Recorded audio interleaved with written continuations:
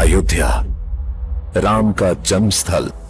বলিউডের পরবর্তী বিগ বাজেটের সিনেমা হতে চলেছে রামায়ণ। এই সিনেমা নিয়ে বলে পাড়ায় কানাঘষার অন্ত নেই। নির্মাতা নিতেশ তিওয়ারির সিনেমায় রাবণের চরিত্রে তারকা অভিনেতা ঋত্বিক রোশনকে দেখা যাবে বলে জানা যাচ্ছিল এতদিন। তবে হুট করেই শোনা যাচ্ছে সিনেমাটিতে রাবণের চরিত্র করতে রাজি নন তিনি।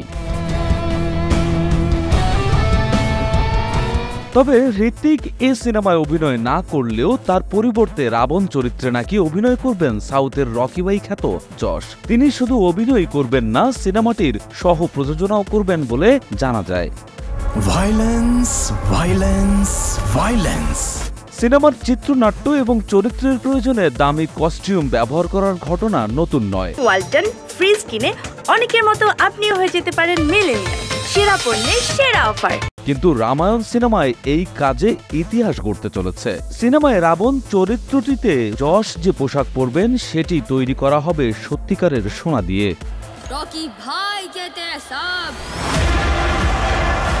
পৌরাণিক তথ্য মতে রাবণ ছিলেন লঙ্কার রাজা এবং তার রাজ্য ছিল সোনায় মোড়ানো। তাই সিনেমায় পরিচালক নিতেশ তিওয়ারি রাবণকে হাজির করবেন সোনার পোশাকে, আর সেই সোনা হবে আসল। আগামী বছরে সিনেমা মুক্তির পরিকল্পনা নিয়ে এগোচ্ছেন তিওয়ারি। রামায়ণ মহাকাব্যের প্রেক্ষাপটে নির্মিত এই পৌরাণিক সিনেমায় রাম চরিত্রটি করছেন রণবীর কাপুর, সীতা হচ্ছেন সাই পল্লবী, দশরথ চরিত্রে আসবেন হিন্দি সিনেমার মহাতারকা অমিতাভ বচ্চন। জানা যায় রামায়ণ নিয়ে 2 পর্বে কাজ করতে পারেন তিওয়ারি। সেই ক্ষেত্রে সিনেমা মুক্তি আরও পিছিয়ে যেতে পারে বলেও ধারণা করা হচ্ছে।